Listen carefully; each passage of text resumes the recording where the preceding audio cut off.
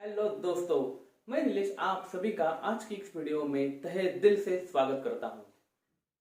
आप भारत की finance minister Shrimati Nirmala Sitharaman ji ने अपने कार्यकाल का चौथा बजट आज यानी 1 फरवरी 2022 को प्रस्तुत किया। तो आइए जानते हैं इस बजट की झलकियां, जानते हैं इसमें क्या क्या प्रावधान किए हैं, विशेषतः उन सेक्टर्स के लिए जो कि मिडिल क्लास फैमिली के लिए है, वुमेन एम्पावरमेंट के लिए है, शिक्षा, रोजगार एवं उद्योग निर्मित के लिए, इंफ्रास्ट्रक्चर के लिए इसमें क्या क्या प्रावधान है। आइए इनके कुछ संक्षिप्त झलकियां जान लेते हैं।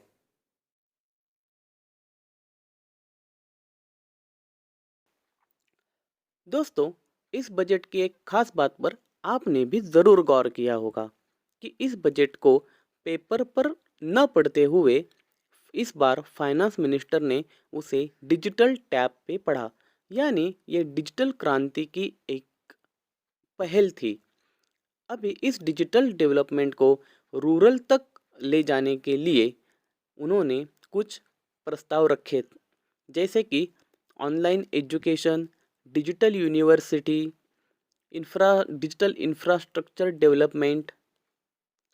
तो इन चीज़ों को भी गवर्नमेंट ने इस बजट में ध्यान में रखा है, क्योंकि ये अभी आज की ज़रूरत है। अगर हम शिक्षा के क्षेत्र में देखते हैं तो इस बजट में उन्होंने रीजनल लैंग्वेज एजुकेशन को ज़्यादा बढ़ावा दिया है और न्यू डिजिटल यूनिवर्सिटी और स्किल बेस्ड कोर्सेस में ज़्यादा बढ़ावा दिया गया है।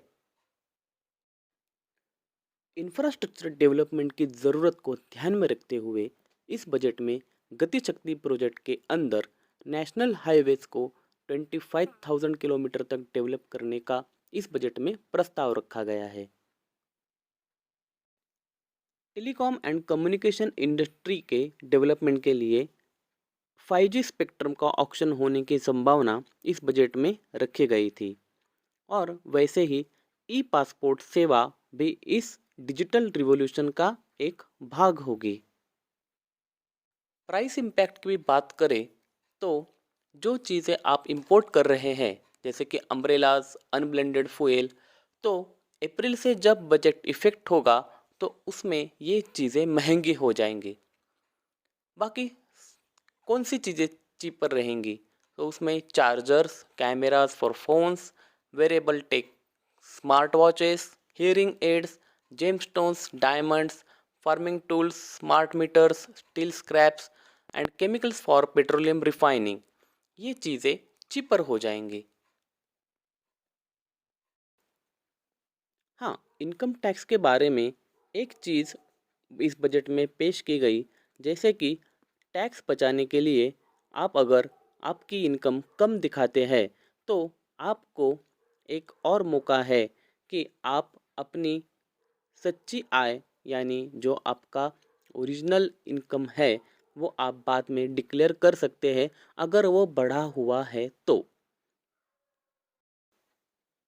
डायरेक्ट टैक्स की बात करें तो आम आदमी के लिए इनकम टैक्स ये ज़्यादा महत्वपूर्ण चीज़ है, लेकिन इसमें दो रिजिम है, जैसे कि ओल्ड टैक्स रिजिम और न्यू टैक्स रिजिम। इसमें से कोई भी आप चुनाव कर सकते हैं और इस इनकम टैक्स स्लैब में इस बजट में कोई भी चेंजेस नहीं किए गए हैं। नेचुरल रिसोर्सेस और पर्यावरण की सुरक्षा को ध्यान में रखते हुए इस बजट में सोलर एनर्जी को मैक्सिमम यूटिलाइजेशन के लिए सुझाव दिया गया है।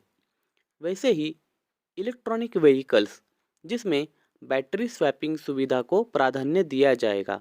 इसमें जो भी मैन्युफैक्चरर्स है उनकी जो इलेक्ट्रिक बैटरी रहेगी वो यूनिफॉर्म होनी चाहिए, जिससे कि अगर हम किसी बैटरी चार्जिंग स्टेशन पर जाते हैं तो वहाँ पे हम इजीली बैटरी एक्सचेंज कर सकते हैं।